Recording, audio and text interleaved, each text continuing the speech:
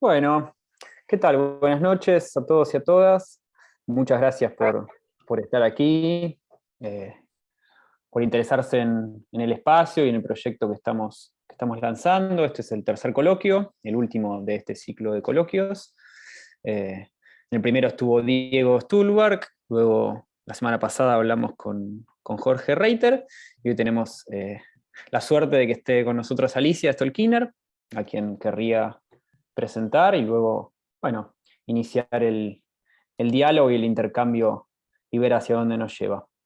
Alicia Stolkiner es licenciada en Psicología, hizo su formación en Salud Pública en la Escuela de Salud Pública en la UBA, previamente cursó una maestría en Psicología Clínica en la UNAM, es doctora honoris causa en la UNER, ex profesora titular de la Cátedra de Salud Pública y Salud Mental de la Facultad de Psicología, a la cual pertenezco, profesora del doctorado internacional y de la maestría en Salud Mental Comunitaria en la Universidad Nacional de Lanús, de la maestría en Salud Mental en la UNER y de otros posgrados nacionales y extranjeros.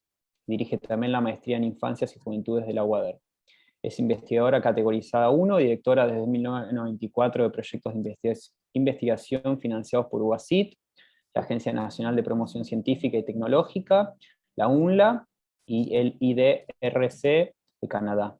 Ha dirigido becarios de maestría, doctorales y postdoctorales de CONICET, de UASIT y de la OPS. Recientemente ha publicado un nuevo libro, al cual se le suman 2 libros en coautoría y numerosos artículos en revistas nacionales e internacionales, así como publicaciones de divulgación y material para actividades docentes. Fue presidente de la International Association of Health Policies y es actualmente miembro de ALAMES. Bueno, eso por mi parte. Los nervios, como de costumbre, no se me van, menos con Alicia aquí. Así que le cedo la palabra a Emi y arrancamos a conversar. Muchas gracias a todos por estar acá. Hola, buenas noches, gente, ¿cómo están? ¿Todo piola? Hola, Alicia, ¿cómo estás? Hola. Me toca a mí abrir el juego.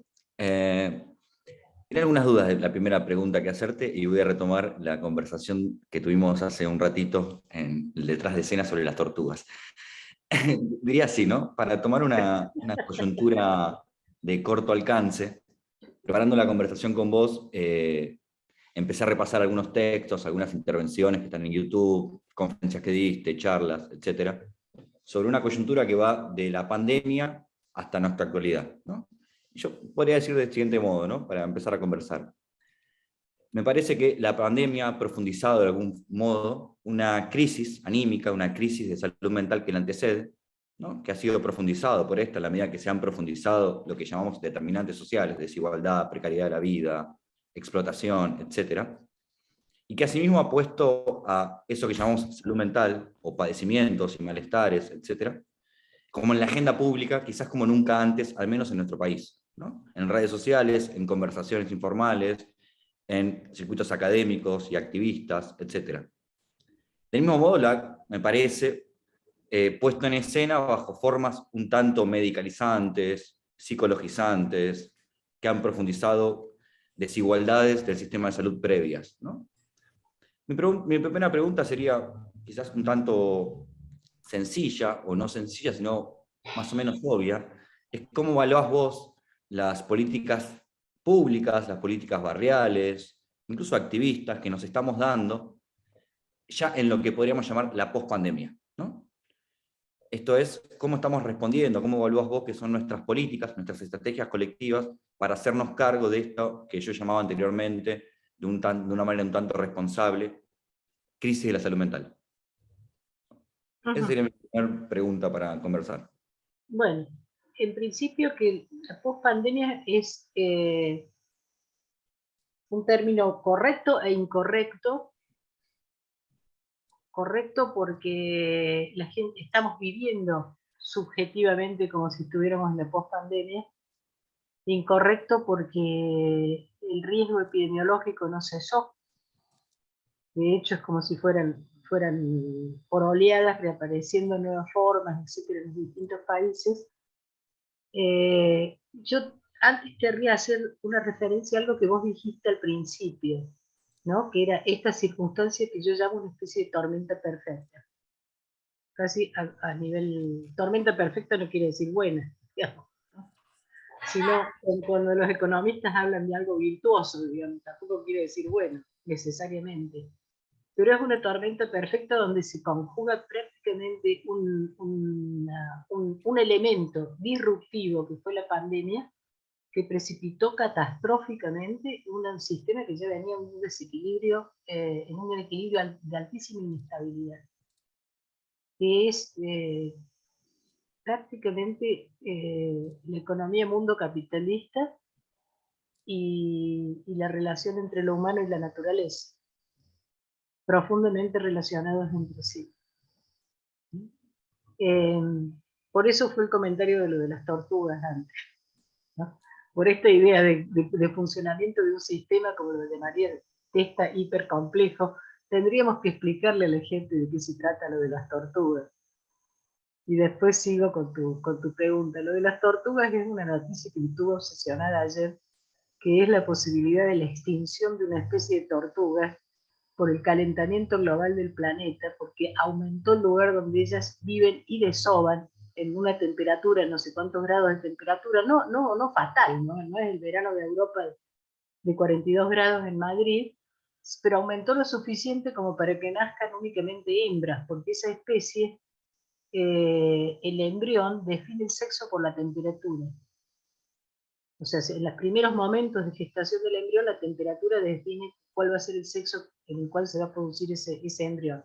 Y como la temperatura es alta, nacen solo hembras, la ausencia de machos probablemente va a producir la extinción de la especie.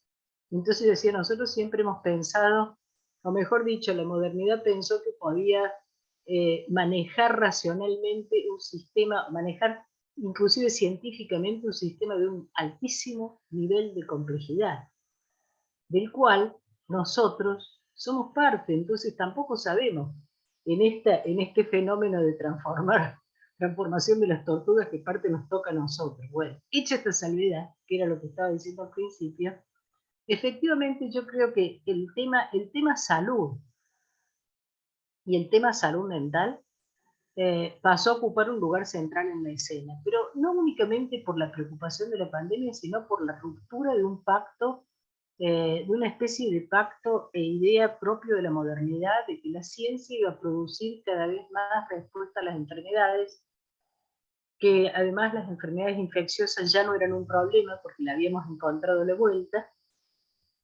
Hicimos los ojos ciegos a los anuncios de esto, por ejemplo, la aparición del HIV, ahí empieza, es como la aparición de las pandemias probablemente producidas por zoonosis, o sea, producidas por la transformación, la alteración del hábitat, ¿sí? Y el contacto de animales y personas de una manera diferencial a lo que debiera ser.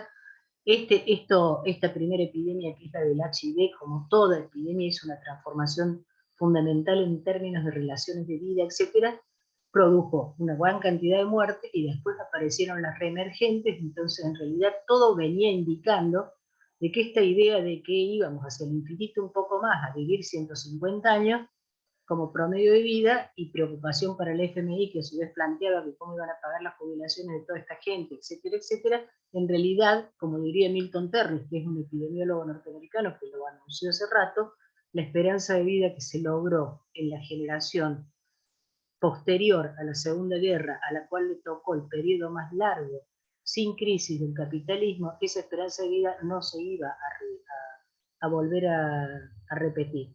En realidad iba a empezar a disminuir, y ya había empezado a disminuir antes de la pandemia, entre la población blanca de Estados Unidos y entre la población inglesa. Todo esto que estoy diciendo, que parece muy epidemiológico, viene a parar con que, sin embargo, todo se intensificó, y una de las cosas que más se intensificó en el terreno de la salud es esta pugna entre el cuidado de la vida que hace a las prácticas de salud y esta pugna del complejo médico-industrial financiero, que como todos los otros sectores tendió a encontrarle la vuelta para ver cómo podía incrementar sus ganancias. ¿Sí?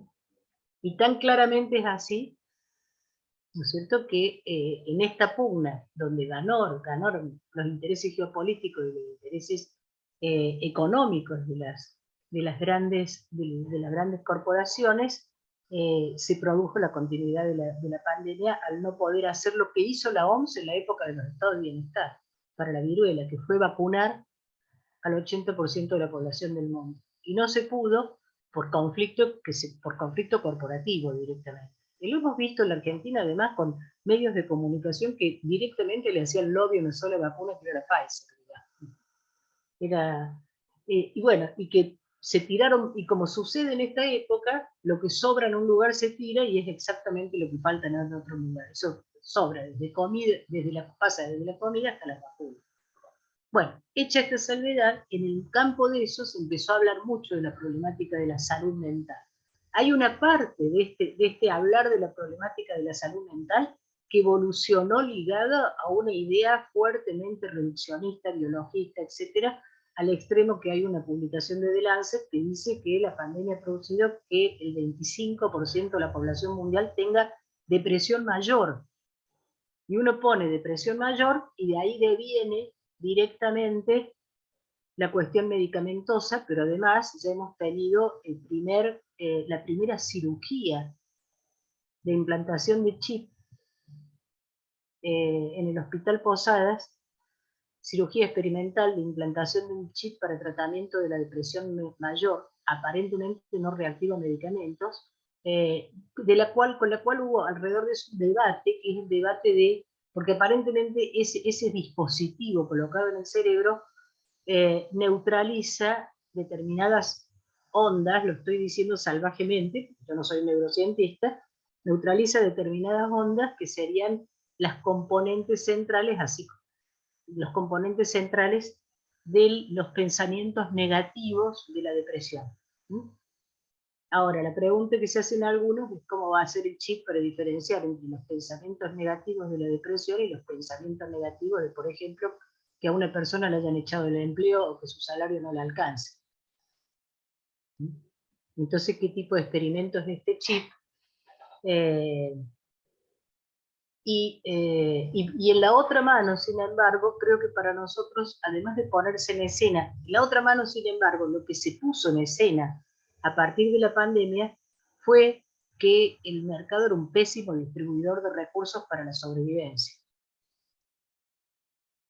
Esa idea de que el mercado es el mejor proveedor y distribuidor de recursos, etcétera, etcétera, se fracturó en pedazos, particularmente en el terreno de la salud, y entonces aparece una tensión ahí, que es una tensión alrededor del lugar de los estados nacionales que se reactivan de alguna manera en la garantía de estas prestaciones, de estos, y por otro lado, si hablamos de América Latina y hablamos de nuestra época, es una época de altísimo nivel de presencia de movilización.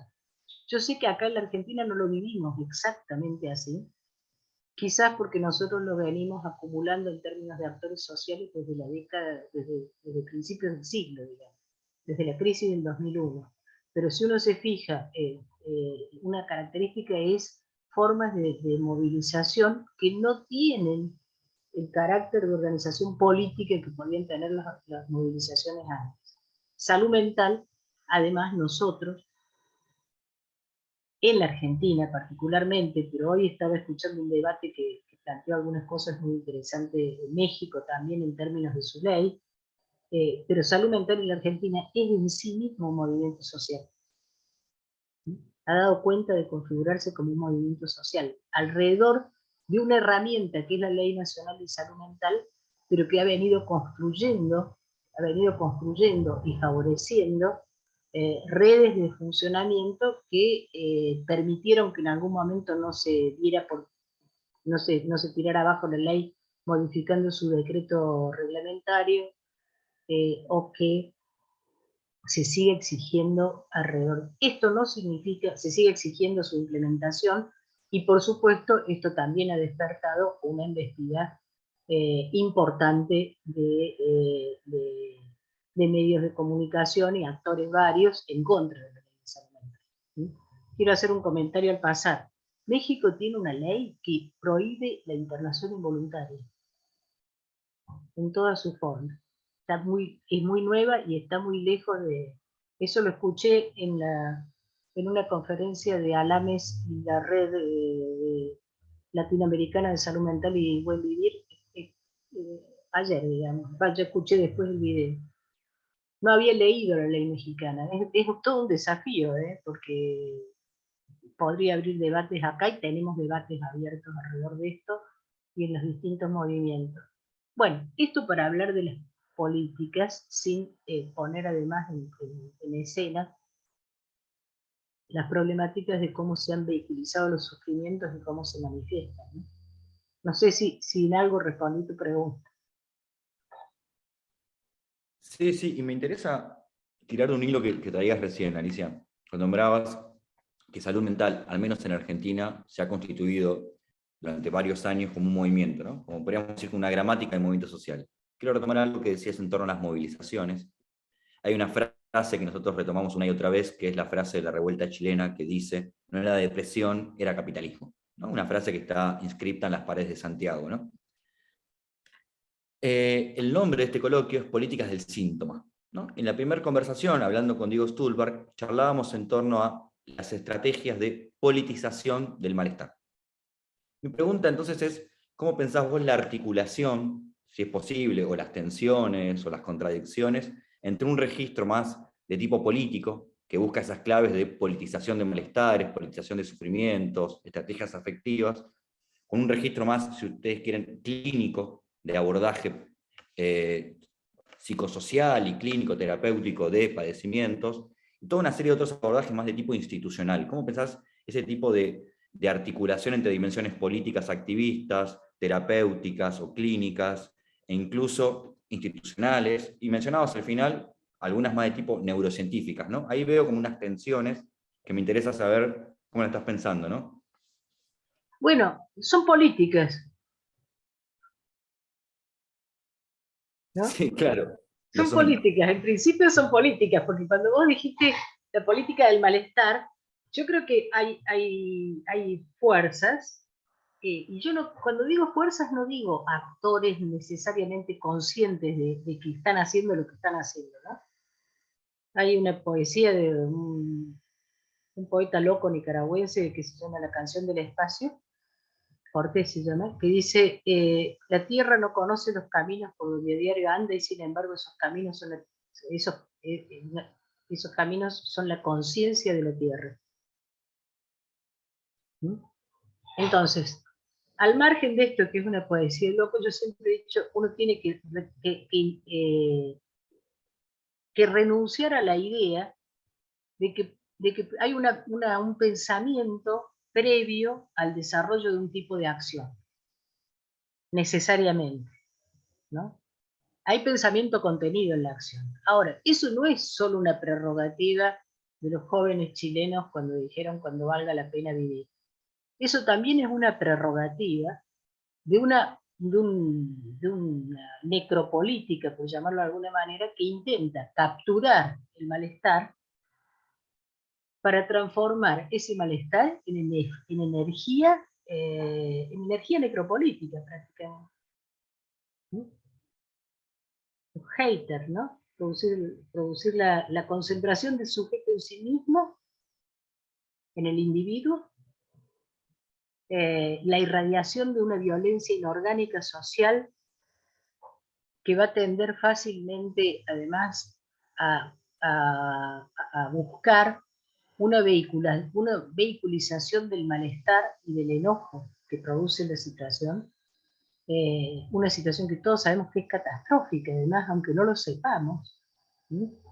Pero vehiculizarlo de una manera tal que no se dirija hacia quienes son quizás los principales beneficiados hasta el momento de la catástrofe, porque de cualquier manera bailan en la cubierta del Titanic, digamos, pero sino que se dirija hacia aquellos que pueden inclusive estar más afectados que ellos mismos por la situación. ¿Sí? Bueno, esto sucede. Yo he vuelto a revisar mucho los textos, yo siempre cito a Ferguson, ¿no? Cuando muere el dinero, la Alemania de entreguerra, cómo se produce que una sociedad termine teniendo una capacidad de construcción industrializada de destrucción de una parte de esa sociedad misma. ¿Sí? ¿Y cuánto tiene que ver esto con el pago de la deuda, la inflación, la desaparición de la moneda, el dinero como equivalente general, etcétera, en un contexto que ni siquiera llegaba a ser el contexto de la situación actual en su complejidad, pero que venía de la crisis del 30, después de todo, ¿no? Esto por un lado. Por otro lado, cuando uno, y vuelvo sobre lo de los jóvenes chilenos para que valga la pena vivir, cuando uno ve la consigna de los colombianos, ¿no? Vivir sabroso, es un concepto. No es una consigna, no es una consigna electoral únicamente. Es una deriva teórica que ellos hacen de lo del buen vivir, que a su vez está contenido en la Constitución boliviana y está contenido en buena parte de los planteos de los ecuatorianos. ¿Mm? Entonces, este sector que tiende a la construcción de lazo, red y cuidado de la vida, pero de una forma inorgánica, quiere decir no adquiriendo el modelo de una organización política centralizada. Y esto, que es su fortaleza, es también su debilidad. Porque dentro de esos mismos movimientos aparecen las fragmentaciones. ¿Sí?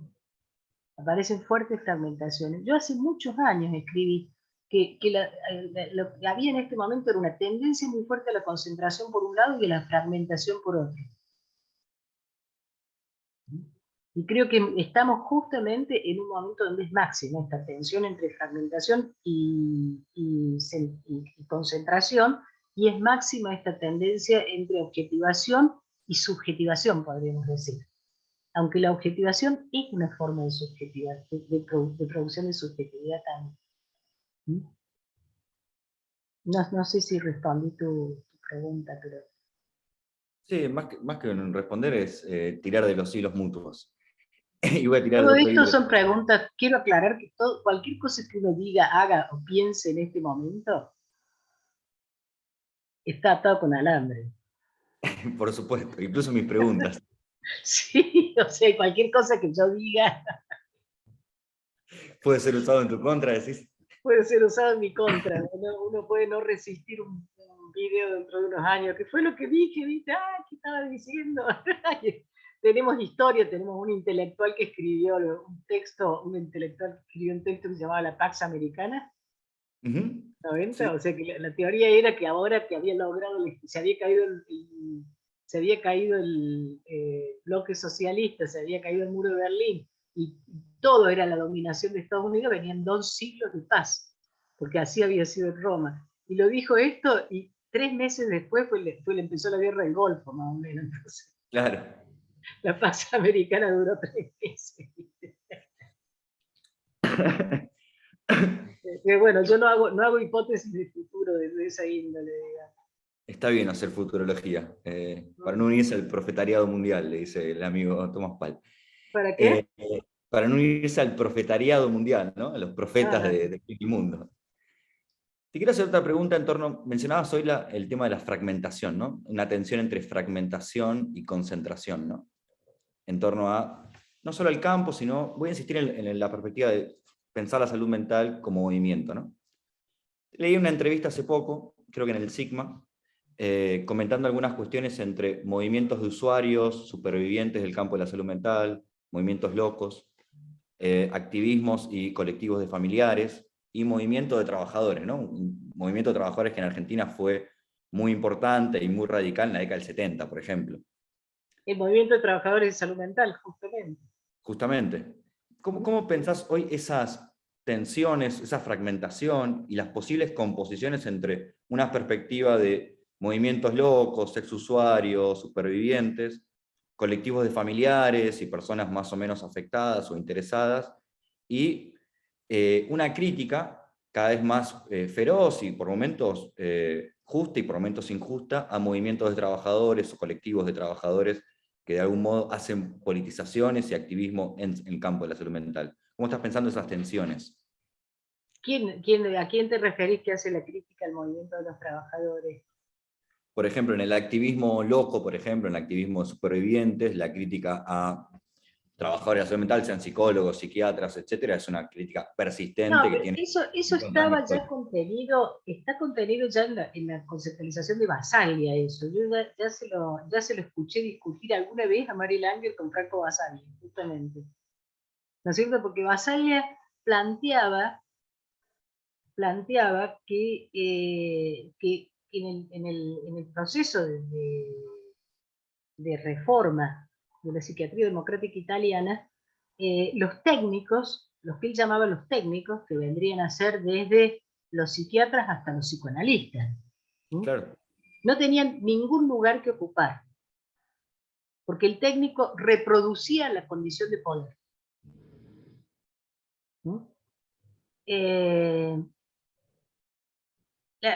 Ahí debo decir que, sin embargo, en algunos momentos, el modelo de Basaglia se cerró, a mi gusto, se cerró sobre sí mismo. Por ejemplo, toda la parte de salud mental funcionaba al margen del sistema de salud, que también estaba en reforma, el sistema de salud italiano, porque solo es comprensible el fenómeno de la psiquiatría democrática italiana en el marco de la reforma que se hizo en ese periodo en el sistema de salud italiano. ¿Sí? Ahora, si vos en Italia, hace no muchos años, una de las doctorandas que yo dirigía se fue a hacer una rotación por un servicio de salud mental, de salud, un servicio de salud, porque ella trabajaba, psicóloga, pero trabajaba con mujeres con HIV, y la cuestión de transmisión vertical, etc. No trabajaba con esquizofrenia. Trabajaba el sufrimiento subjetivo de mujeres que van a ser madres y tienen que tomar una serie de medidas para evitar transmitirles a su hijo una enfermedad como esa, ¿no? En el contexto de determinados modelos de atención y de determinadas representaciones con respecto a la maternidad, la enfermedad, etc. Y ella fue a trabajar a un centro común de salud. Ahora, en ese centro de salud no entendían qué hacía una psicóloga trabajando en un centro común de salud, porque para ellos salud mental estaba en salud mental. Y casi te diría, salud mental era, desde la lógica de Basaglia, la atención dirigida, la atención no, una política armada en dirección y con las personas que habían sido los pacientes psiquiátricos clásicos. Y en la Argentina, a mí me da la impresión que, como viene el perfil, salud mental va a tomar una serie de problemáticas que no son las problemáticas tradicionales de la locura, etcétera, etcétera. Salud mental va a tomar una serie de problemáticas que hacen al campo del sufrimiento psíquico en el terreno de los procesos de salud, enfermedad, atención, cuidado.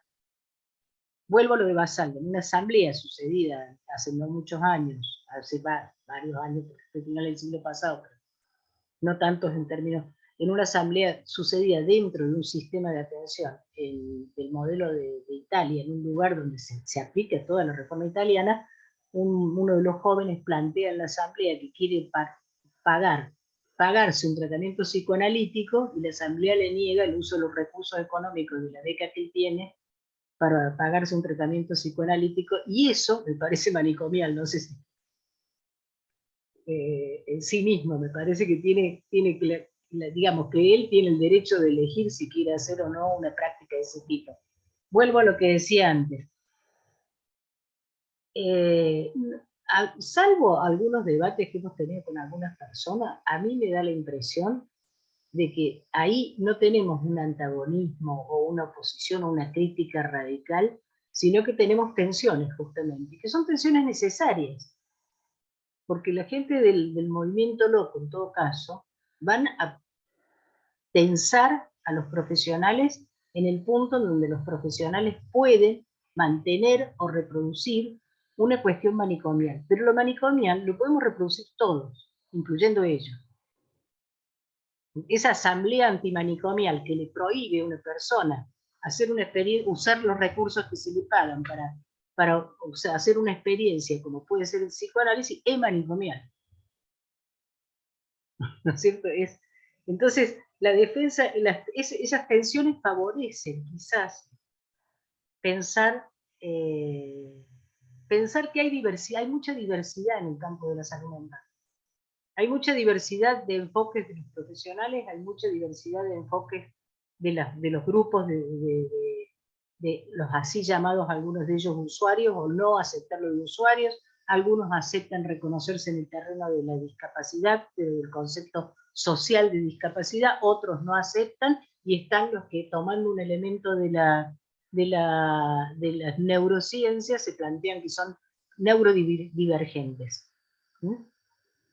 Y creo que todos estos debates son importantes, porque si me preguntas, yo sí creo, hace muchos años, que cualquier enfermedad es una forma de andar por el mundo, digamos. Empezando por ahí, como dicen los fenomenólogos. Segundo, sí creo que nosotros tendríamos que mover en el terreno de la salud mental todas las formas de categorización psiquiátrica, que algunas pueden ser herramientas útiles o no, pero que han quedado fuertemente enclavadas y tienden básicamente a una especie de abrochamiento de las personas singular al diagnóstico, cosa que pasa en algunas otras ramas de la salud, pero no necesariamente. Y en ese abrochamiento, ya sabemos lo que pasa, esa persona está colocada en un lugar donde su palabra tiene un valor menor, digamos, de contención o puede... Bueno, eso, las presencias de los movimientos más radical, digamos, uso la palabra radical en inglés porque acá es un partido, ¿viste? Pero, y no justamente lo que yo estoy tratando. Los movimientos más radicales, los usuarios que se organizan entre ellos, los que organizaban la asamblea de Apusam cuando organizaba ese encuentro que se llamaba el Pink Floyd, y que yo los llamé y les dije, no me voy a invitar, me dicen, si venís como usuaria, sí. Si venís como investigadora, como psicoanalista, como profesional, no. Entonces yo podía ir como usuaria, porque nunca he estado demasiado segura de en qué registro me podría, pero estaba absolutamente segura de que no iba a poder evitar mirarlo con ojos de profesional y con ojos de psicoanalista. No de psicoanalista, sino de persona del campo de la salud mental. Más bien temía de mi mirada como investigadora, de mi posicionamiento como investigadora. Entonces le dije, no voy a ir, no voy a participar. Pero es desde ese posicionamiento más extremo, desde posicionamientos como el orgullo loco, la neurodiversidad, etcétera, hasta en el otro extremo tenés dentro del campo mismo de la salud mental algunos modelos de reforma en España que siguen utilizando sin ningún problema en la categoría trastorno, el modelo biomédico y el modelo, pero lo que quieren es que la gente tenga atención ambulatoria. Bueno, esas tensiones las tenemos que dirimir y sostener.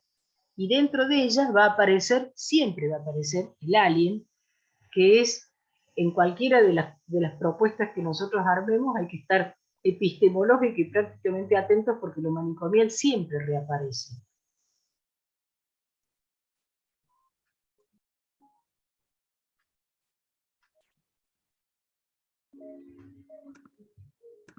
¿Quieres decir vos, Emi? O...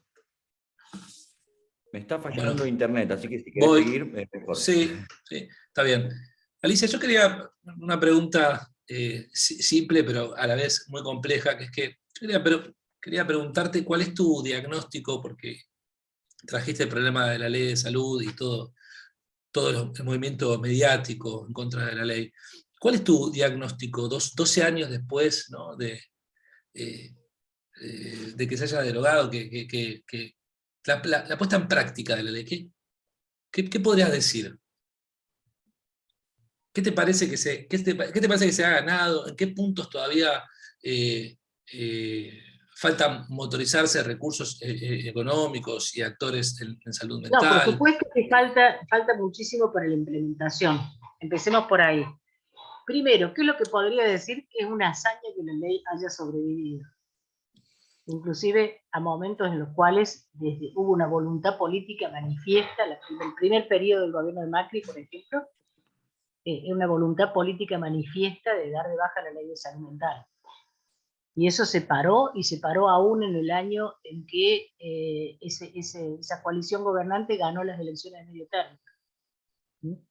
Bueno, hecha esta salve, y esto, por eso yo digo, porque es un movimiento social, es un movimiento social que logró la defensa de ellos. Segundo, este es un país federal, entonces uno tiene que ver en qué medida avanzan o no avanzan determinadas determinadas implementaciones de la ley según las zonas y según los lugares. Pero hay una línea, vamos por lo institucional primero, ¿no es cierto? Hay una línea de fortalecimiento de actores. O sea, si fue posible la ley de salud mental, fue posible porque la puja corporativa que caracterizaba el campo entró como una cuña lateral que lo fue fraccionando, que fue básicamente organismos de derechos humanos, la perspectiva de los derechos humanos, y las organizaciones de familiares y usuarios. Porque la puja corporativa de las corporaciones profesionales no llevaba por buen camino lo de la ley de salud mental. En cambio hubo algo que se recogió una tradición de aquella época del movimiento de trabajadores de salud mental, de pensar las reformas de alguna manera, de pensar las comunidades terapéuticas, etcétera, esto que se interrumpió durante la dictadura, se rearmó a partir del retorno a la democracia, y se plasma como un momento lo de la ley, pero después la ley pone en funcionamiento determinadas cosas. Y algunas de esas cosas, como por ejemplo el Consejo Consultivo Honorario y los consejos consultivos honorarios, institucionalizan la presencia de las organizaciones de usuarios, familiares, etcétera, más profesionales, hacen una mesa de discusión sobre eso, y no solo existe a nivel nacional, sobrevivió, a pesar de que se lo desfinanció, sino que se empieza a crear en las provincias. Segundo, reapareció la Comisión Interministerial de Salud Mental y se crea también en las provincias. Tercero, hay algo que es cierto, tenemos menos internaciones, tenemos menos personas internadas de manera prolongada, quiere decir que hay vidas que ahora transcurren de otra manera y antes estaban en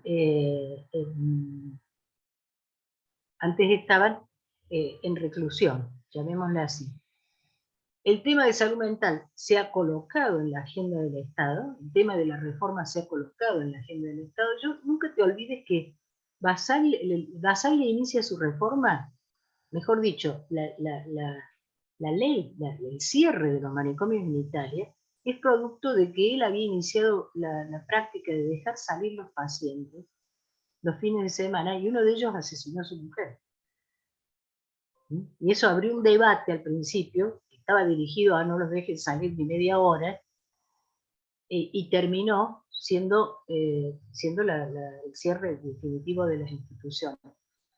Y acá nosotros tenemos un debate, una embestida permanente contra la ley de salud mental, que sin embargo poco a poco ha llevado a que muchos sectores tengan que poner en escena, poner en agenda social este tema, y lo cual ha producido modificaciones. Además de esto, de que hay menos personas internadas, hay menos que en el censo que se hizo en el 2019, ¿no es cierto? Además de esto, yo tengo la impresión de que la reforma de la provincia de Buenos Aires es una reforma importante. O sea, porque la veo funcionar, porque veo que esta estrategia de abrir los espacios, no cerrarlos, está resultando en que se vayan a construir viviendas en el Esteves, en que haya un nivel de participación importante de distintas entidades de la sociedad para abrir el espacio y construir el sustento necesario para que las personas puedan hacer otra forma de vida, las que están internadas, y que esto tiene que impactar en otro modelo de atención. Ahora, el desplazamiento y el desafío va a ser el trabajo sobre consumos problemáticos. Yo lo dije hace rato y aparece en algunas investigaciones que hemos hecho. Yo creo que la sociedad está poco a poco pudiendo incorporar las problemáticas de personas con sufrimiento psíquico, de las cuales se encargaba previamente, lo hemos visto en algunos estudios, además barriales, se encargaba previamente la psiquiatría y el encierro. Pero ese nivel de estigmatización va a recaer sobre las personas con consumos problemáticos. Y además las instituciones de atención de personas con consumos problemáticos son quizás las menos reglamentadas y las más violentas en relación a la atención, ¿no? Entonces, yo creo que la ley lentamente ha ido siendo utilizada, fortaleciendo actores, nos falta muchísimo por hacer, falta muchísimo para cumplir inclusive con lo que la ley proponía como recurso presupuestario, pero cuando yo digo que salud mental es un movimiento social, quiero decir, para comprenderlo, tenés que comprender cómo puede ser que en una provincia como Córdoba, que tiene las características que tiene, sin embargo, haya una parte del movimiento que se manifiesta en toda una movilización que se hace una vez al año, que va, sin embargo, poniendo en debate toda esta cuestión de la salud mental. Entonces estamos en ese antagonismo, digamos, ¿va? Y además estamos con todas las tensiones internas de este movimiento, que sin embargo, estas tensiones internas, como el movimiento de salud mental no es un movimiento fuertemente estructurado, no producen en sí mismas, no producen fragmentaciones, como por ejemplo sí vamos a tener este año en el movimiento de las mujeres, que por primera vez va a haber 2 encuentros, y porque quizás es más masivo, y porque quizás está atravesado por determinaciones más fuertes, ¿no? En este momento nosotros no tenemos, el campo de la salud mental ni siquiera está lo suficientemente estructurado como para que llegue a producirse una fracción o una fragmentación dentro de él. Tenemos tensiones, quizás porque no está lo suficientemente estructurado. No sé si respondí la pregunta. Sí, una más cortita y abrimos a todos los participantes. Y yo tengo una pregunta también. Adelante, Tommy, entonces. Adelante, pues, así nos da el tiempo. ¿Seguro? Bueno, hola Alicia. Hola. Primero un breve comentario, y es que la mayoría de las preguntas que hemos hecho en cualquiera de los 3 coloquios tienen mucho que ver con lo que podríamos llamar la inteligencia que estamos intentando darnos y la serie de reflexiones que nos estamos dando para la confección del catálogo, ¿no? Hay una relación bastante y unívoca entre las preguntas que estamos pensando y cuáles son nuestras preocupaciones y, por decirlo de alguna manera, como lo decía Emilio otra vez, las preguntas que queremos hacerle al campo. En ese sentido, Alicia, habiendo estado tantos años en la Universidad de Buenos Aires en psicología, quería preguntarte, ¿no? En términos generales, es una pregunta tramposa y complicada, ¿qué pensás sobre la formación de los profesionales al interior del campo? Y algo, una preocupación, algo que venimos conversando también en relación al catálogo es la dificultad que hay para encontrar lo que hemos llamado humildemente libros experiencia, es decir, ¿no? La poca producción que hay y el poco establecimiento serio de experiencias que juzgamos que están sucediendo y que en general en distintas latitudes de nuestro país o el territorio en términos más amplios son experiencias piloto y experiencias que pueden ser muy relevantes de establecer. Y sin embargo, a la hora de salir a buscar, si esta es una preocupación tanto formativa como editorial, en este sentido estamos muy interesados por eso, cuesta encontrar mucho lo que llamamos libros experiencia. Quería preguntarte qué pensás al respecto y qué relación, si es que la hay, existe en torno a la formación de los profesionales y cuáles son los intereses profesionales al interior del campo. No sé si soy claro. Sí, pero son 3 preguntas en una. Bueno, las que se puedan, claro, está bien. Claro, voy a empezar por lo de los libros de experiencia. Vos sabés que a mi gusto hay muchos más de los que había antes. Hay un libro Ok. completo sobre el Hospital Álvarez, sobre las experiencias del Álvarez. Tengo varios ahí en galera esperando que me han pasado del interior y qué sé yo, sobre experiencias realizadas por residentes. De uno de ellos dice el prólogo. Y acaba de publicarse, la Universidad de La Plata acaba de publicar un libro sobre la experiencia de la provincia de Buenos Aires. Sí, lo vi ese. ¿Mm? Y cuando yo digo que veo más, porque si vos me preguntás, una característica de todo ese periodo del movimiento de trabajadores de salud mental, la Peña Carlos Gardel, la comunidad terapéutica de caminos en Entre Ríos, la experiencia de Lanús, la experiencia del hospital de día de ferroviarios, todo eso no quedó escrito. O sea, la experiencia de esa época no se escribía. Yo creo que porque no había computadores. La del había máquinas Dorado. de computado, claro. La del Dorado, esa sí tenemos. ¿Ves? El Dorado tiene publicaciones de papers por partes, pero nunca nos hemos sentado a escribir la experiencia del Dorado. ¿No? En cambio ahora hay más tendencia, hay más producción de experiencia que antes, con lo cual a mí me parece muy auspicioso para que ustedes armen el catálogo, que nosotros pensemos cómo juntar esto. ¿Sabes que antes, hay un problema con la producción académica, que es un debate que tengo en un foro con científicos, que la producción académica, la producción científico-académica, ha quedado capturada también en la lógica de mercado. El paper que tiene que pasar el referato, vos pagás para que te lo publiquen, se pagan hasta $12.000 para publicar en una revista importante, no para publicar, para que entre en consideración el artículo. Bueno, todo el debate de la producción científica, pero todo el debate de la producción científica siempre construyó además un cierto desconocimiento de un tipo de publicación o de documento, etcétera, que en algún momento se llamaron los documentos grises, que son los trabajos que no entraban dentro de la calidad académica, y que alguna vez la Fiocruz en Brasil, la Escuela de Salud Pública, decidió recoger y hacer financiación para investigaciones de investigadores que propusieran preguntas interesantes, aunque no fueran investigadores de carrera. Porque dice, lo que nos interesa es la pregunta. Nosotros vamos a ayudarlos a desarrollar la investigación y a producir el trabajo correspondiente. Entonces, por ejemplo, un maestro de primaria terminaba haciendo una investigación sobre salud del escolar, financiada por la Fiocruz. Y eso a mí me parece muy... Voy a llegar a tu respuesta. A veces yo pienso que lo académico, en realidad, a veces yo pienso que lo medieval persistió en la modernidad, en algunas formas institucional.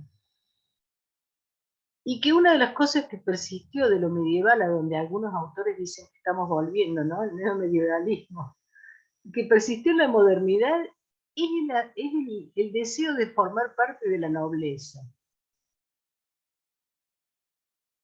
Esta construcción del proceso civilizador, como diría Norberto Elías, de lo que estos hábitos, posturas, formas de vestir, lenguaje, etcétera, que empiezan a diferenciar una clase de otra y que crean una élite, este diseño cayó también dentro de la academia, dentro de los investigadores. Entonces, así como las clases sociales inglesas se diferencian por la forma de hablar, a veces el lenguaje es una forma de reconocimiento de pertenencia a una élite.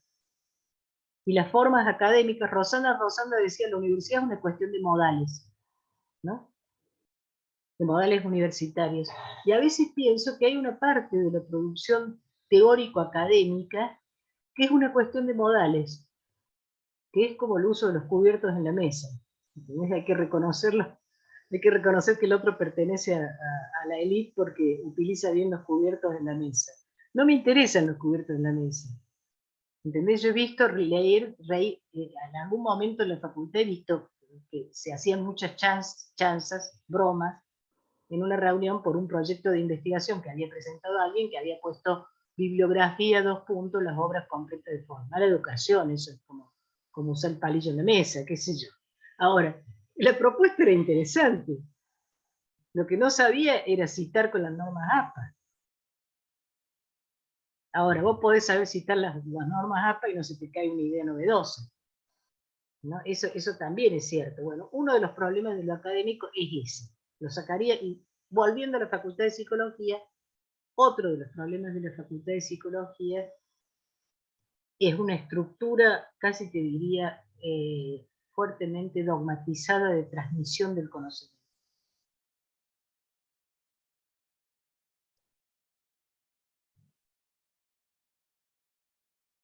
¿Sí? Y una relación también dogmática con la teoría.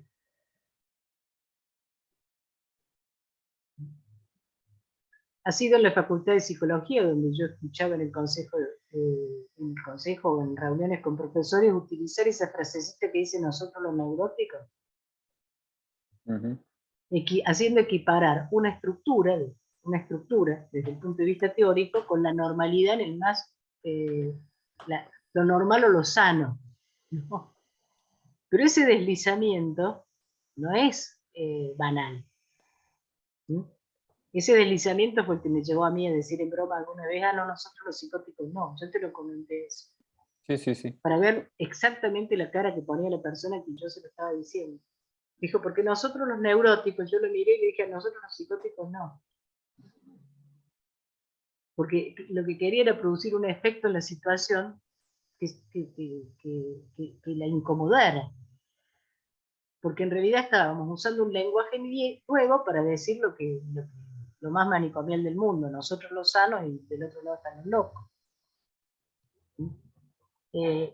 Bueno, estos detalles institucionales que al margen de, además de la forma política de la institución, de la dificultad de democratizar realmente la institución, las universidades son instituciones que hay que democratizar, se necesita una segunda reforma universitaria.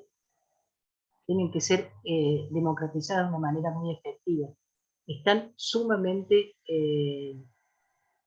corporizadas. ¿Sí? Y esto produce efecto en el conocimiento. Cuando yo leo un libro de una universidad de Madrid que se dedica a psicología social de la familia, ¿no?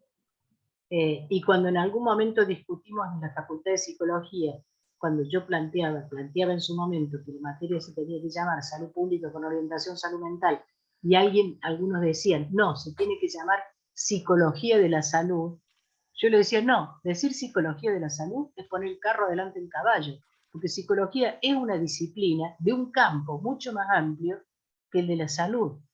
Entonces la pregunta no es reducir eso al terreno de la psicología para poder crear mi departamento, mi cátedra. ¿Entendés? Hay que pensar otras formas de organización también alrededor de problemas. No sé, la carrera de medicina, algunas carreras de medicina nuevas tienen currículos organizados alrededor de problemas, no currículos organizados por materias. Y este sistema de currícula organizada alrededor de materias, es un sistema de fragmentación del conocimiento y además de creación de cada uno tiene su costo, digamos, y el sistema de currículas organizadas alrededor de problemas me parece que nos acerca más a una articulación, digamos, más virtuosa entre teoría y práctica, por ejemplo, ¿no? Que es una de las cosas que está separada. Bueno, no sé si respondí tu pregunta. Sí, gracias Alicia. Me recuerda un texto hermoso, Aventura, que se llama La Universidad en el siglo XXI, ¿no? Donde habla de algunas de estas cosas, ¿no? Donde dice, entre otras cosas, ¿no? Que en la universidad es donde se transmite el conocimiento de los vencedores, ¿no? Sí, además tiene un artículo que se llama La idea de universidad o la universidad de las ideas. Ah, sí, es precioso, es precioso. Sí, aquí lo tengo. Bien, bueno, abramos al diálogo, así podemos conversar y el resto de los participantes también puede tomar la palabra. No sé si alguien quiere arrancar.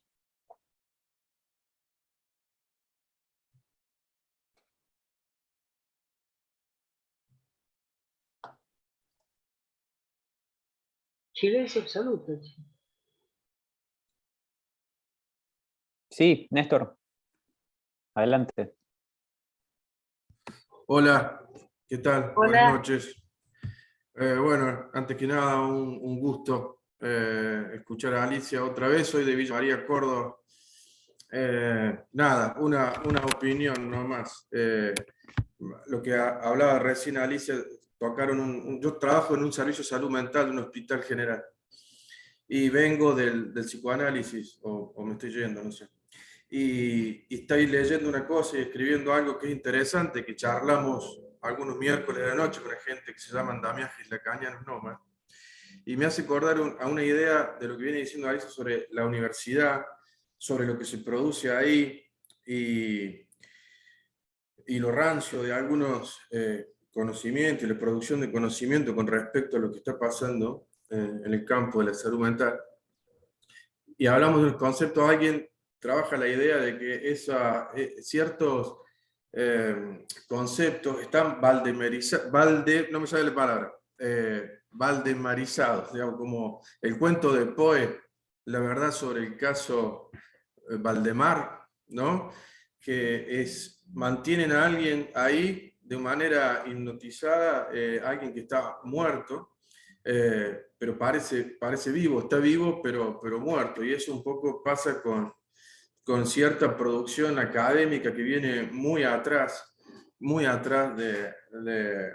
por ahí del debate que se está dando en el campo de la salud mental, que es increíble que hoy tampoco no haya cátedras y espacios académicos que sean de salud mental.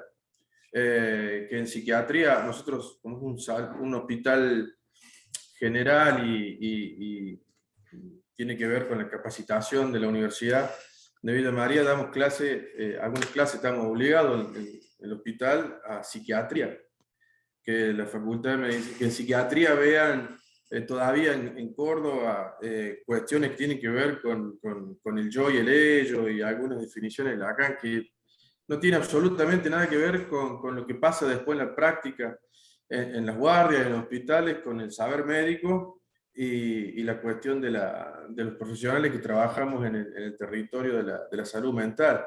Bueno, nada, eso, que hay una cuestión ahí, un debate importante en la academia, ¿no? Me parece que viene muy, muy atrás en todo esto y que las cosas más interesantes están surgiendo así, como bueno, el proyecto de ustedes, distintas experiencias en el interior y bueno, cosas que leemos también ahí de Buenos Aires, pero no en la academia. La academia viene un poco atrás, me parece. Nada, eso. Y otra vez, gracias y ha sido un gusto. Gracias. Vos sabés que la academia no necesariamente viene atrás, hay que ver las producciones de distintos grupos académicos que quizás no son las universidades más tradicionales. ¿Mm? Ahora, también en el campo de la salud mental no es donde más se destaca esta nueva forma de producción. En el campo de las profesiones que están en el campo de la salud mental, no en el campo de la salud mental. Sí, formación médica, formación de psicología, etc.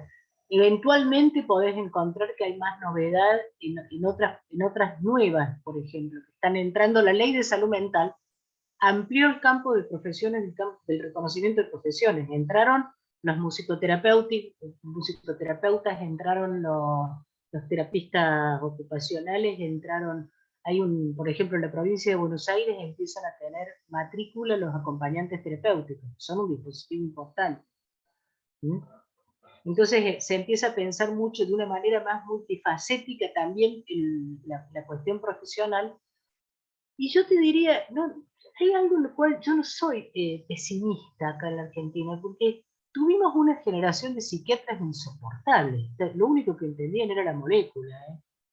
O sea, no lo sacabas de la molécula. Fue la generación formada después del descubrimiento del Prozac, en la época en que se invirtió fortunas en investigación en psicofarmacología, hasta que los laboratorios cesaron de eso y decidieron invertir en otra cosa, en oncología.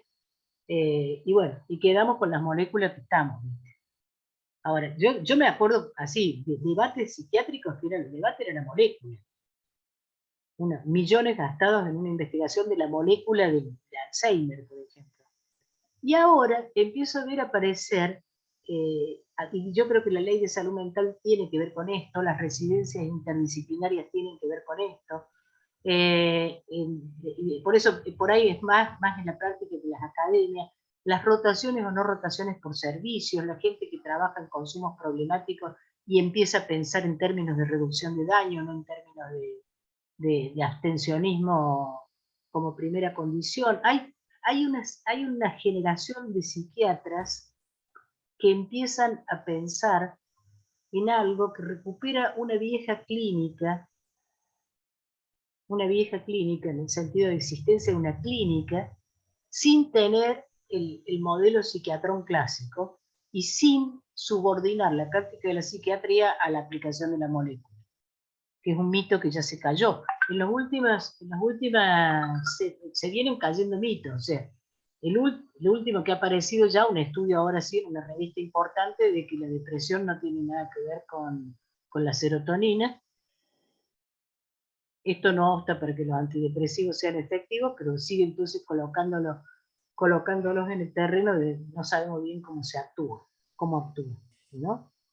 Y el debate también sobre el Alzheimer, hay una serie hay un momento de mucha revolución, inclusive dentro del terreno de lo que eran postulados como tan dogmáticos como pueden haber sido otros en el psicoanálisis.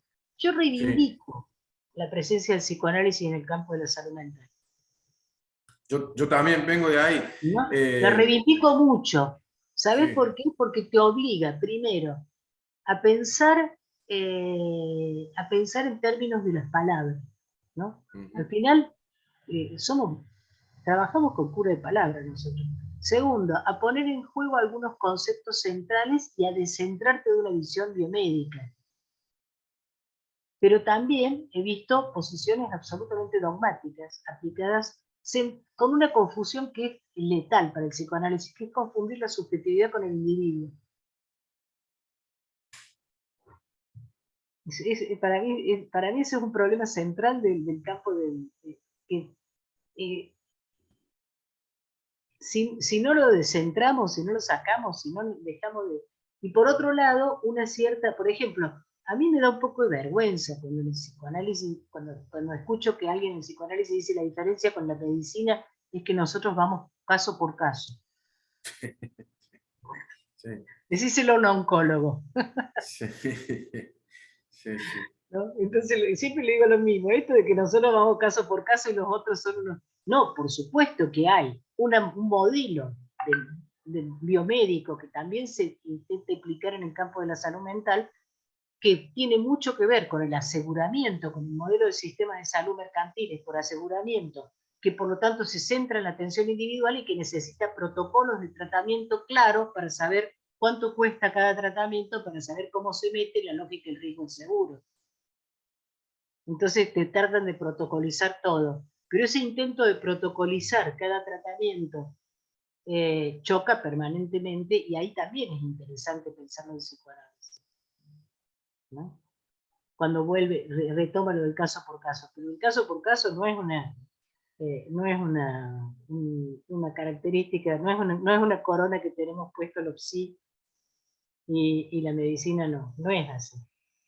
El case by case además está hay un sector de la medicina volviendo a eso. El problema es que es volviendo eso para ricos, pero bueno, eso es otro canto. ¿Franco? ¿Qué tal, Alicia? Un gusto tal? escucharte. Tengo un montón de observaciones que trataré de convertir en preguntas. Básicamente quería preguntarte en relación al movimiento, digamos, de la salud mental. Yo comparto algo de lo que hago, digamos. Estoy haciendo una residencia interdisciplinaria y a la vez tengo un vínculo con una organización social que trabaja con una perspectiva, digamos, son dos culturas de la salud mental muy distintas. Y yo siempre tengo esta pregunta interna, digamos, de que, digamos, el modelo que se propone en la ley, digamos, ¿cuánto falta para construir como una difusión, una raigambre cultural como más instalada de eso? Porque muchas veces, por ejemplo, pensamos en términos de consumo problemático, la reducción de riesgos y daños es una discusión muy interesante, pero muchas veces termino sintiendo que es una discusión entre profesionales, digamos, o entre académicos, y por ejemplo otras experiencias que uno encuentra en la comunidad tienen otras perspectivas, muchas veces abstencionistas, no siempre desde miradas religiosas o estigmatizantes, pero por lo general tienden a eso.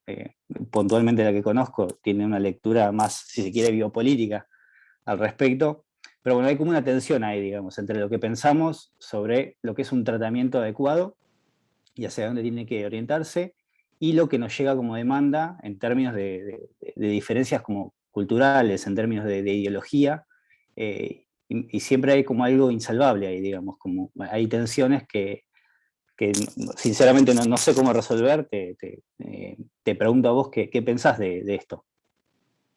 Mira, yo lo que reivindico mucho de la política de reducción de daño es que tiene un mensaje que es consumas o no consumas, tu vida importa. ¿No?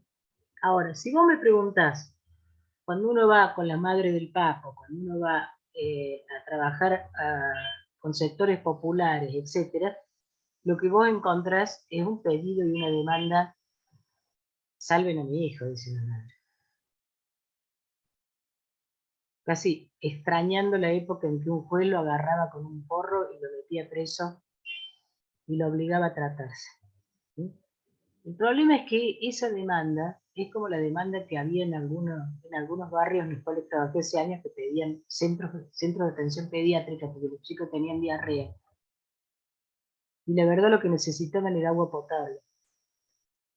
No más pediatras para atender las diarreas, agua potable para que no tuvieran diarrea. Entonces, por un lado es absolutamente comprensible, si yo estuviera en el lugar de la madre, pediría lo mismo, sea como sea, sálvenlo. ¿Sí? Pero lo que pasa es que estamos enfrentando, acá yo voy a decir algo que bueno, hace un tiempo era un escándalo, pero ahora no lo es tanto. Yo pienso que no lo es tanto, particularmente si yo pienso que el fin de semana estuve con Saúl Franco Agudelo desayunando y contándome el informe final de la Comisión de la Verdad en Colombia.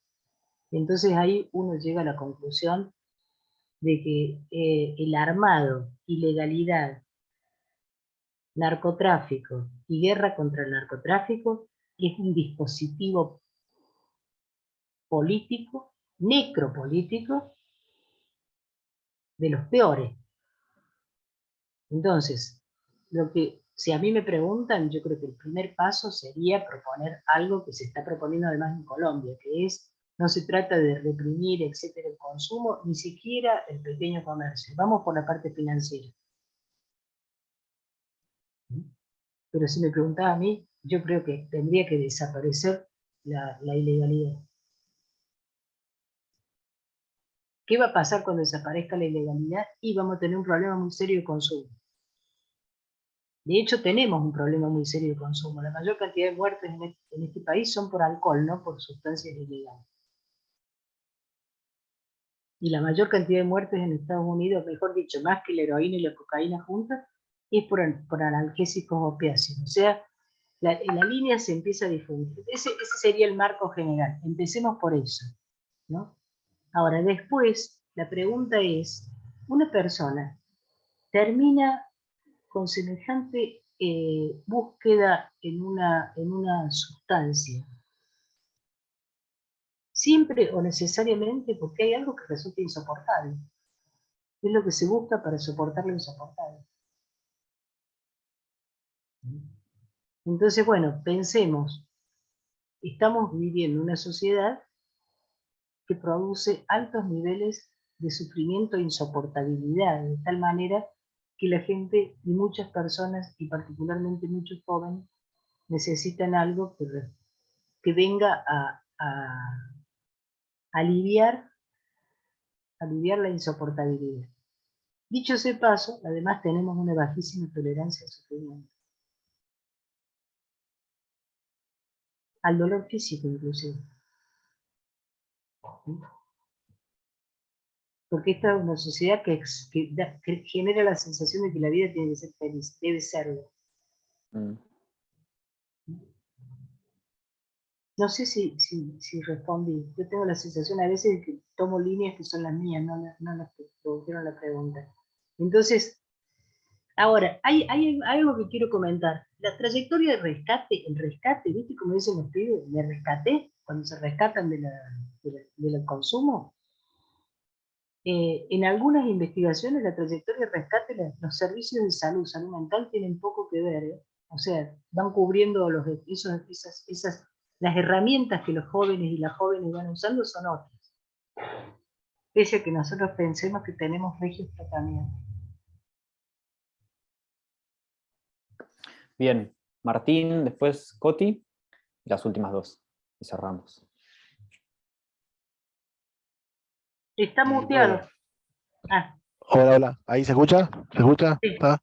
Sí, gracias. Bueno, estaba agradeciendo al colectivo de perros y bueno, y a vos, Alicia Stockinger, que además de ser una muy admirada docente en mi formación, justamente algo que hace a lo que a mí me parece que ha resonado a lo largo de estos 3 encuentros. Vos estás cerrando un ciclo de 3 encuentros, que es algo que me parece es la politización de la salud mental. O sea, la salud mental como un terreno de lucha política, ¿sí? Y me parece en ese sentido también, te decía que te admiré mucho durante la pandemia, cuando creo que yo te escuché plantear que llamar cuarentena a algo que venía, ya eran 6 semanas, 7 semanas, fue un primer acto de desmentida, de decir, bueno, esto es otra cosa. Yo te escuché públicamente decir algo en relación a eso y me pareció que efectivamente ahí está el escenario político bueno, de lo que podría ser una batalla en el terreno donde se están dando ciertas batallas ahora, y efectivamente hablabas de la necropolítica, y Diego Stulberg hablaba de la ofensiva sensible, ¿sí? Como 2 polos, ¿sí? Donde se está desplegando esta batalla, y efectivamente me parece que eh, lo que se planteó hace un rato respecto al psicoanálisis es sintomático, porque hay un psicoanálisis profundamente apolítico, ¿sí? Y hay un psicoanálisis en algún sentido que apuesta a una normalización, y creo que este es otro de los ejes que se ha trazado en estos debates, donde qué consideramos como lo normal, ¿no? Y la normalización de relaciones sociales inaceptables, de cosas inaceptables, ¿no? Cómo se producen esos procesos de aceptación, y me parece que en ese sentido la discusión, cuando hablabas del vivir sabroso, el buen vivir, que quedarían del lado de lo que Stulberg llama la ofensiva sensible, que se empieza a perfilar como una oposición a la necropolítica, que es como si hoy la política es la publicidad de los afectos, hoy es una política, ¿no? Sentimental, se odia, no se discuten argumentos, ¿no? Se encarnan sensibilidades. Bueno, me parece que ese es el aporte. Respecto del psicoanálisis, a mí me da mucha pena el lugar que tiene, me da lástima el psicoanálisis, el lugar que tiene en este tipo de espacios, porque pareciera justamente, y yo creo que es un problema propio del psicoanálisis, que se ha encerrado, que se ha hecho profundamente apolítico y en muchos casos ultraconservador, como bien ha denunciado Preciado, con justa razón. Sí, me parece que el psicoanálisis tiene algo que yo les propondría al coloquio que hay que tomar en cuenta, que es el concepto de deseo.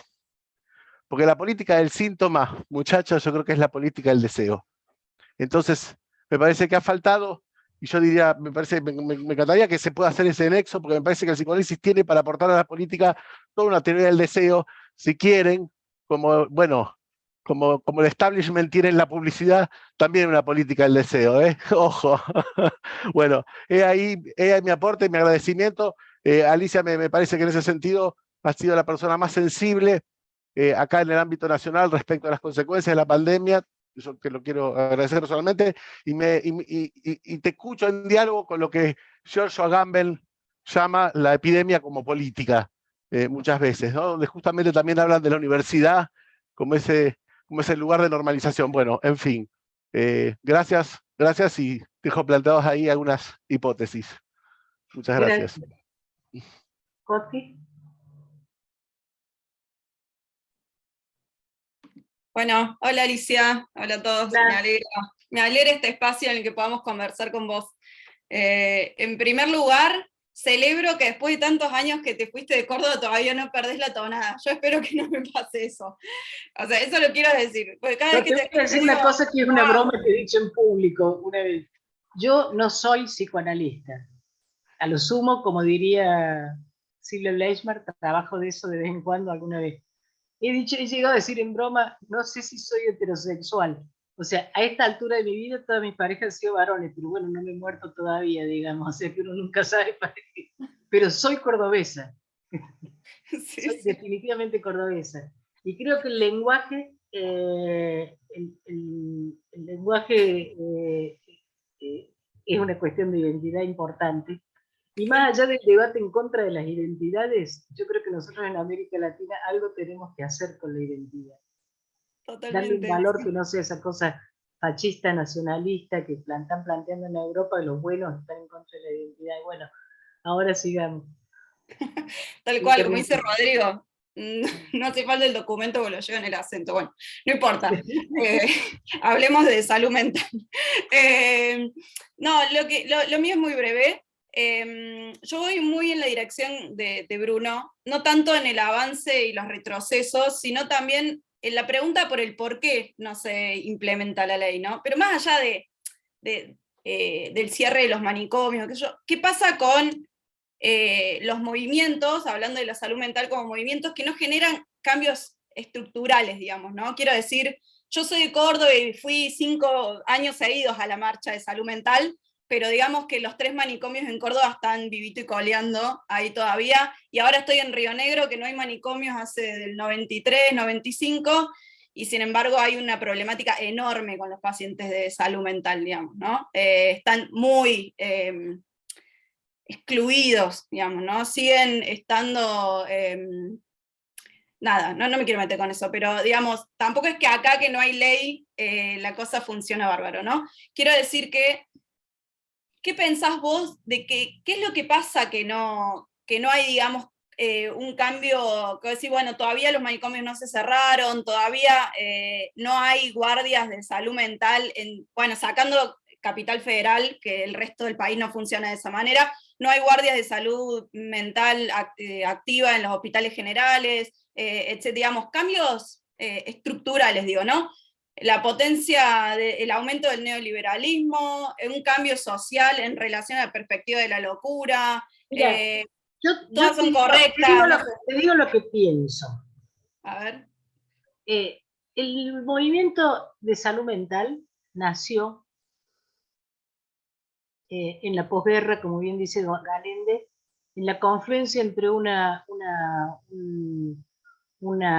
aparición de una generación y de actores que trataban de reivindicar espacios y derechos no ganados, los movimientos contra la discriminación racial, ampliación de derechos, digamos, ¿no? Los movimientos feministas, los movimientos de reivindicación, las luchas anticoloniales, todo eso que aparece en ese periodo de oro del capitalismo, que es el periodo de oro del capitalismo para los países centrales, ¿no? Y que además captura, que es el que va desde la Segunda Guerra hasta la crisis de los 70. Y ese es el periodo donde se empieza a abrir la propuesta de lo manicomial, porque también cuando vos decís qué pasa que esto no cambia, vos acordate que estamos hablando de una institución que tiene 400 años, el manicomio. 400 años, estamos hablando de una institución que tiene 400 años, que la hemos heredado además, ha llegado y se ha instalado cuando se configuró este particular espacio en el cual habitamos todos, que es América Latina, que a mi gusto no es Occidente, es otra cosa, pero bueno, no somos Occidente es una frase que vengo diciendo hace rato, no se lo sueñen, esto no es Occidente, o por suerte no es Occidente, o por desgracia no es Occidente, pero yo creo que imagínate, después, a mediados de la crisis de los 70, empieza todo el proceso de retransformación que nosotros llamamos neoliberalismo, que en nuestros países además se manifiesta en general por dictaduras. Para poder someter estas sociedades, se las sometió por la vía de la dictadura. ¿Sí? Salvo, qué sé yo, casos excepcionales, todas funcionaron así, funcionaron por fenómenos dictatoriales, porque habían llegado además a niveles de insubordinación bastante altos, digamos, ¿no? Y ahí, conjuntamente con eso, el neoliberalismo viene con un paquete que desmantela la lógica de avance del campo de la salud mental. Aunque aparezcan procesos de reforma, yo tengo un texto de los 90, yo lo he citado ese texto, una entrada a la revista de actas psiquiátricas y psicológicas de América Latina que dice: los manicomios desaparecerán cuando el Estado se los venda a los empresarios audaces que sepan explotar la parte sana del enfermo psíquico crónico.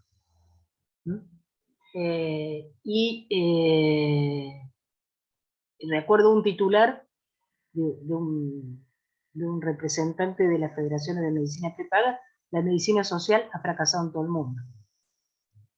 Que es más o menos como decir también, la salud mental ha fracasado en todo el mundo. Aún así, en Argentina, eso es notable, en la década del 90, no se pudo acabar con la institución manicomial, se deterioró, se empobreció, murieron mujeres de hambre adentro del Hospital Moyano, pero no se logró transformar en otra cosa, ni siquiera cerrarlo.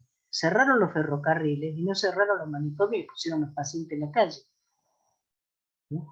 Vos pensás que nosotros tuvimos leprosarios hasta principios del siglo XXI. Y sin embargo, hacía 50 años que se sabía que la lepra era una enfermedad que prácticamente no se contagiaba. ¿Cómo siguieron los leprosarios tanto tiempo? Sigue gente viviendo en ellos que fue internada compulsivamente. Entonces hay una dinámica que tenemos que pensar con respecto a este tipo de instituciones, de su pregnancia y su tendencia a la reaparición. Hecha esta salvedad, los 12 años de implementación de la Ley de Salud Mental fueron en realidad unos primeros años en la cual te podría decir, tendríamos que recordar que la Ley de Salud Mental no tuvo como principal impulsor al Ministerio de Salud. Hay dos leyes que curiosamente no fueron impulsadas desde el ministerio correspondiente. Una fue la Ley de Salud Mental, que fue mucho más impulsada desde la Secretaría de Derechos Humanos que desde el Ministerio de Salud. Y la otra fue la Ley de Medicamentos, la Ley de Producción Nacional de Medicamentos, que la primera reunión la convocó el Ministerio de Defensa, porque tenían interés particular en producir los medicamentos, y no el Ministerio de Salud. Ahora, hecha esta salvedad, tampoco fue que se largó, salió la ley y se salió a implementarla, la salimos a pelear los actores del sector. Provincia por provincia, vos tenés, yo he visto acciones muy interesantes de salud mental en Córdoba, y en algún momento, en el retorno a la democracia, se hizo una transformación del neuro que fue una transformación muy interesante, y después todo eso retrocedió, porque además tiene avances y retrocesos. Pero la presencia del movimiento que vos decís no termina con el manicomio, da cuenta de que sin embargo algo lo va horadando, pero para eso vos necesitas alguna modificación de la política provincial en su conjunto. Salud mental sola no puede, tiene que ser en el campo además de otras transformaciones más amplias de políticas sociales y políticas de salud, que a su vez puede llegar a impulsar. No sé si te lo respondí. Ahora, yo soy paciente en relación a eso. O sea, soy paciente porque creo que los tiempos de la vida de una persona no son equivalentes a los tiempos de determinados procesos históricos. O sea, a veces se configura una situación que lo acelera. Pero si yo pienso, ya no digamos en la condición de las problemáticas de locura y lo manicomial, sino en términos de la situación de las mujeres en este país, entre mi generación y la generación que ahora está llegando a la edad adulta o que ya es adulta, etc., hay un abismo en términos de la producción inclusive de subjetividad, pero si vos vas a algunos lugares del país, a algunos grupos sociales, etc., pervive todavía todo lo anterior. Las transformaciones no son... hay que tener cuidado, cuando vos no terminás de transformar del todo un sistema, dicen los sistémicos, y se frena la transformación, vuelve para atrás. Vuelve a sus formas más duras. De cualquier manera, yo sí creo que en el campo de la salud mental hemos avanzado bastante, en relación a otras épocas que conozco. Bueno, no sé si respondí tu pregunta. Sí, no, nunca lo había pensado así. Gracias. ¿No? Bueno, gracias Alicia, te robamos más tiempo del que te habíamos dicho. Nos dejaste un montón de ideas, de frases, de titulares inclusive. Ya te lo vamos a mandar, a ver si te haces cargo de esas palabras. Espectacular. A ver Muchísimas si me hago cargo, gracias. porque yo después cuando veo lo que dije me quiero cortar la vena. Como todo. Mil gracias, estuvo hermoso Alicia. Gracias a vos y gracias a todas y a todos los que participaron en estos 3 coloquios, los que están aquí en vivo y los que nos van a ver en diferido, por darnos esta enorme mano para empezar a financiar los proyectos de publicación. De verdad, nos recontra ayudaron. Y en un mes vamos a tener los primeros libros, ¿eh? Así que... Bueno, buenísimo. Sí, bueno, Buenísimo. un mes y unos días, miren cómo es esto. Pero bueno, nada, esperamos que hay Bueno, que se hagan de yo quiero ellos. decirles que la presencia es muy notable y para mí es un indicador vital de este país. La presencia de editoriales que nos ponen en las manos cosas que los cuales si no tendríamos alcance.